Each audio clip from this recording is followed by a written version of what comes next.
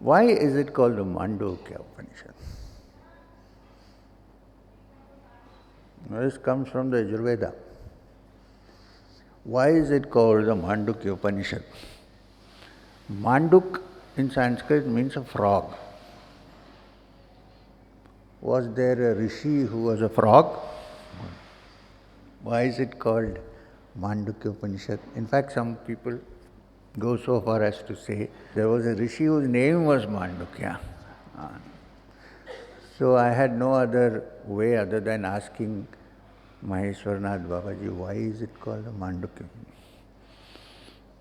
He said, but he had a way of saying, which you think he's saying, he said, it probably is. He always started like this. Like the Upanishad saying, iti shushrama purvesham, so said the ancients.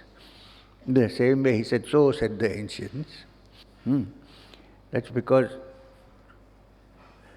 they are not delighted to see a byline. Who said this, right? As long as it is the truth, it doesn't matter who said it. So this is exactly what he told me first. Don't look at the form, shape, or appearance of someone who is teaching you the Upanishad. Why? Then you're likely to be caught by the outer trappings. Even if the guy looks like a frog. Of course, frogs are also beautiful sometimes. Anybody who's afraid of toads? Many people.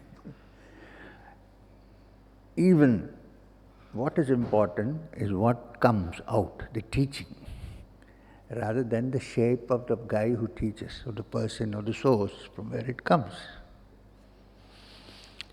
This is the first point he made. The second point he made is that, like you won't read this in any Upanishad commentaries, what Babaji told me. Even I haven't written it. Maybe this will go on to YouTube. Second point was that the frog is one unique creature, which we know, common creature, which goes through visible metamorphosis. In the beginning, it's a tadpole with a tail swimming in the water, right? Then the tail falls off. The shikha is removed.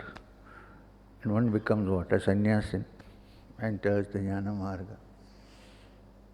Do you know that when the viraja homa is conducted to take sannyas, the shikha is cut and put there. The thread is broken and thrown in. Probably you don't know. Have you seen a single Shankaracharya wearing? Not possible, everything is off. You are like anybody else, right? So, the tadpole drops its tail and then becomes a creature, an amphibian, which lives both in water and in land. At that time, it could only live in the water.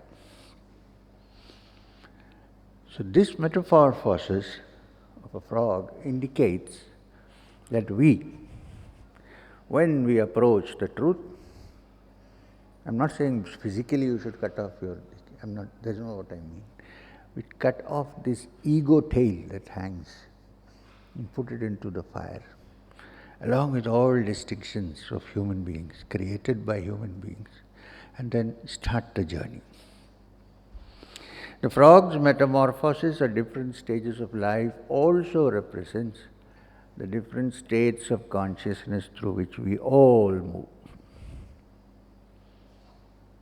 So, Babaji said, perhaps this is the reason why it's called Mandukya Upanishad, and being a faithful disciple, I accept it.